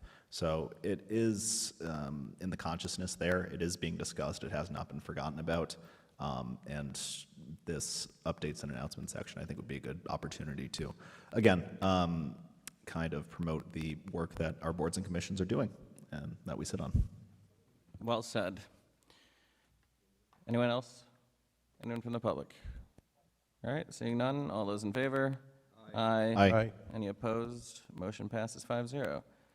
On to item F4. Is there a motion to direct the town manager to schedule a meeting with representatives from the town of South Kingstown and the town of North Kingstown to review the Narrow River dredging project? So moved. Second. Thank you. Discussion. So, again, this is monumental, this is historical to really request a conversation that involves not only the interests of Narragansett, but representatives from the towns of South Kingstown and North Kingstown. The request here is to put together a representation from elected leaders, not only elected leaders that overlap those cities and towns, but let's get some of these stakeholders to the table.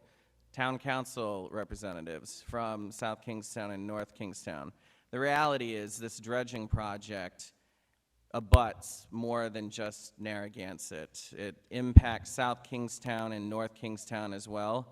And I certainly believe that either in phase 1 or phase 2 that we can hopefully come to some sort of a compromise in an agreement on funding based on the percentage of land that each city and town is bordering Narrow River. I know that there's, again, you've probably heard enough from me regarding the dredging project, but I think there's just so much to celebrate here that we are finally having dialogue, important, necessary dialogue on just how it is that we're going to fund this long-awaited dredging project. We are on the doorstep of getting our final permit approved, and I have in great confidence, don't quote me on this, but great confidence that we will get it over the finish line before the end of this month. And again, that's a tremendous step forward. And I know there's been so much work that's been involved from the Narrow River Preservation Association, the DPW, our town manager, previous town councils, Parks and Rec, police, fire. There's been so much dialogue had and studies done about this. And I know Tony's not here anymore, but I really wish he was here so I could give a nice shout out to Tony Colombo as well. But so many photos and studies have been done, and this is something that's been, a dialogue that's been going on, I think, since 2009 or before. So I think this town has waited long enough, and it's not just waiting. I understand there's a lot of time and studies that go on, but this really is impressive, and it's a testament to the collaboration across all of these channels, these different stakeholders, different partners in our town. And now we're at the time where we want to invite representatives from the towns of South Kingstown and North Kingstown to the table to be able to have this conversation. And it is my understanding that I believe the town of South Kingstown may have just recently got a rundown of, or North Kingstown. Oh, next week. It's next week. Okay. Well, here we are being proactive. A preview of coming attractions. Eventually, you know, I really appreciate we've got representatives from the Narrow River Preservation Association here who have been tirelessly, but very much an asset to this project, going around and educating residents and neighboring communities of this dredging project and what it entails and why it's important and all of the different preservation work that's going to be done as a result of this. So really appreciate that. And I think I've rambled enough, but I just wanted to capture why this is such a monumental moment for our town to extend this invite to our neighboring communities in partnership for supporting this project. And Councilor Vignali, I know you're co-sponsoring this with me, so if there's anything you'd like to add, thank you. And Mr. Tierney, would you like anything to add? Very briefly, I had mentioned it a while ago to both the managers of North Kingstown and South Kingstown briefly, and then I said there'll be a follow-up at some point with the ask. I sent an email out to them last week saying that we're meeting tonight to discuss it, and in the near future we'll be setting up some type of a meeting. And you had mentioned town councils, and I did not hear that before this evening. You want this with representatives of their council? Well, in the description of suggested action, we listed this includes representation from the town council. So the invite, if we're advertising this, could be inclusive of all members of those councils. I know everyone is exceptionally busy, so I would never ask every council member to attend, but a representation of their councils would be the ask. If there was one or two individuals, that would be great. Mr. Callahan, I believe, based on this, we would probably designate one or two individuals from this council, or could we advertise it and the whole council be there to participate in the dialogue with whomever the representation is from the other cities and towns? You can do either way. If you have more than the quorum or a quorum, Okay. you have to post it. So, all right, I don't want to designate just, I would like Mr. Durkin and I to continue this conversation that we've been very heavily involved in for some time, but I also want this council to be included in the dialogue as well to really see this over the finish line, so, yes.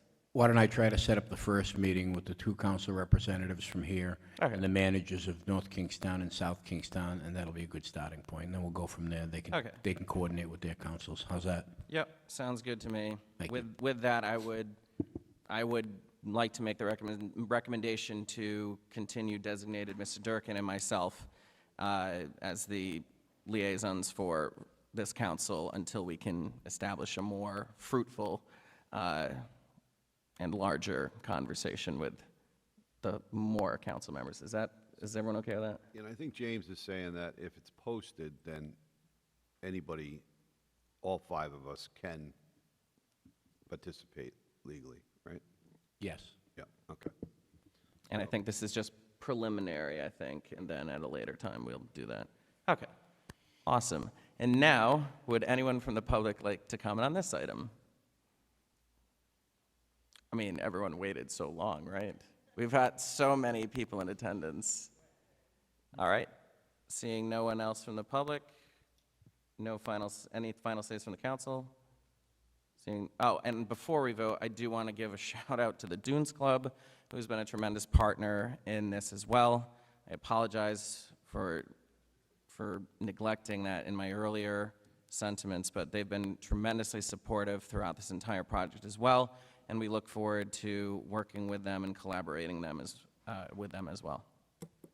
All right, With that, all those in favor? Aye. Aye. Aye. Any opposed? Motion passes 5-0. On to the Section G, Information Technology Department. Is there a motion to approve the renewal of VMware Foundation subscription for 1 year from Zones LLC in the amount of $22,176.00? So moved. Second. Discussion. Anyone from the council have any questions or comments on this item? Anyone from the public?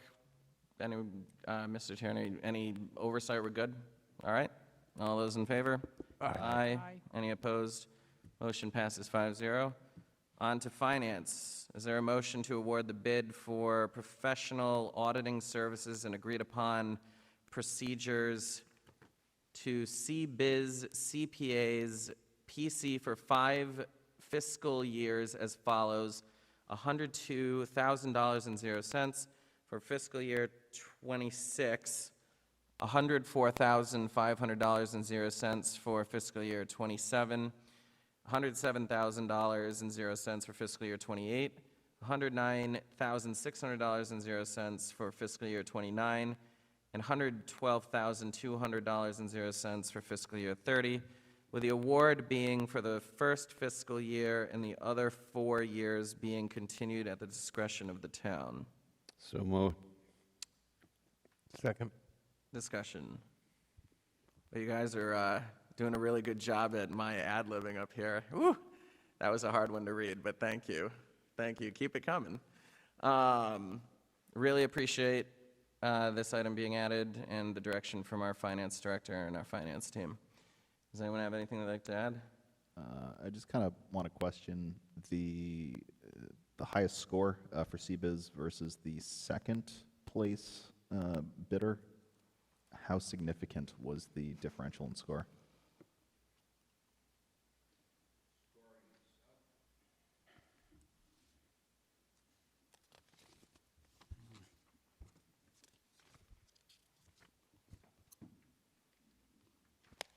I don't have the score sheet itself here. It's in a different folder, I believe. Okay. But it was using the standards, the criteria that the Office of the Auditor General recommends based on their experience and the criteria of the experts who were on the panel, which consisted of a finance director, school finance director, and a controller. And they use the state-required forms to do it, and sometimes the lowest bidder isn't always the best. Okay. Anything else? No, that's all for me. Okay. Anyone else from the council? Anyone from the public? Seeing none, all those in favor? Aye. Aye. Any opposed? Motion passes 5-0. On to the town manager. Is there a motion to read, pass, and adopt as a second reading the appropriation ordinance for the 2026-2027 fiscal year? So moved. Second. Discussion. I know this has been a long and winded process, and I know I wasn't here at the last council meeting, but I did want to extend once again a sincere and heartfelt thank you to Mr. Tierney and all of our department heads. Christine, tremendous, tremendous pleasure working with you guys throughout this budget process. It's an enormous, monumental task to have to go through, and really appreciate the efforts of all of our department heads for pivoting and working and collaborating with us directly throughout this entire budget process. So really appreciate it. Anyone else? That, I agree. Oh, thank you. Anyone from the public? Seeing none, all those in favor? Aye. Aye. Any opposed? Motion passes 5-0. Congratulations. On to the town clerk is item J1. Is there a motion to adopt a resolution in support of H7691 and S2812, which advocates for full funding of state aid to libraries at 25%? So moved. Second. Discussion. I just want to say that I fully support this, and when I think of community, I think of the library. And as you know, the saying says, the first cut is always the hardest, and I just feel like if we allow them to do this, each year it's going to be easier and easier to take money away from the libraries, and so that scares me. So I think I support this resolution. Well said. And I think, what has been really, very much appreciated is this council inherited, this tremendous new resource for the town of Narragansett, and to see how much it's grown in the last 2 years under the leadership at the Narragansett, at the Narragansett Public Library and the Library Board of Trustees, with Jared coming in. It's just been really impressive to see and to hear the positive feedback from the residents directly. It's a second home for a lot of these people. For many, it's their first home. And, not only are we providing such tremendous resources to our town and residents, but we're providing a welcoming home for so many to be able to come to every day. So really appreciate the environment, the high level of resources that the town library provides. And again, I will make a pitch every opportunity that I can to any resident or non-resident who has never had the opportunity to step foot in our library. Please do. It's really something. It's very impressive. They'd love to talk to you. And take a look at some of the many events that they have at the library. It's really incredible, and they're free. You just sign up and you can attend the many different talks, lectures. I've learned a lot about history, local history at some of the events in town. It's just really an incredible atmosphere, and I highly recommend everyone to visit. And I strongly support this resolution. I could have just said that, but I felt like I needed to say the rest, so thank you. Anyone else have anything they'd like to add? I also support this resolution. I support. Okay, see, noted. Okay, anyone else? All those in favor? Aye. Any opposed? Motion passes 5-0. On to item J2. Is there a motion that the town council president appoint one individual to the Narragansett Historic District Commission for a 3-year term set to expire on January 1st, 2029? So moved. Second. Moved by Councilor Colony, seconded by Councilor Durkin. And I'm just pulling up the name. Oh, Pamela McHugh. Thank you. So I will appoint Pamela McHugh. I will move to appoint Pamela McHugh to the Narragansett Historic District Commission for a 3-year term set to expire on January 1st, 2029. Any final discussion? Seeing none, all those in favor? Aye. Aye. Any opposed? Motion passes 5-0. On to item J3. Is there a motion to approve a victualler license for the Beachfront Scoop LLC DBA, the Beachfront Scoop Plat K Lot 1981 Angel Road, Narragansett, Rhode Island, subject to state and local regulations? So moved. That was seconded by Councilor Torrealde. Discussion. Yes, I just want to know if anybody looked at the menu and saw seasonally from October to December, they're going to have hot chocolate infused with ice cream. Now, I've never heard of that before, but it really sounds intriguing. Well, I'm glad you said seasonally, because I don't think I'd be lining up for a ice cream infused hot chocolate or hot chocolate infused ice cream in the middle of July. I thought that was really. It's very interesting. They really have good cheeseburgers too. It's like exceptional. Okay. Good to know. All summer. All right. Awesome. Definitely check it out if you're able to. Any other comments from the public? Seeing none, all those in favor? Aye. Aye. Any opposed? Motion passes 5-0. Is there a motion to adjourn at 9:10 p.m.? So moved. Second. All those in favor? Aye. Aye. Any opposed? Motion passes 5-0. Have a great night.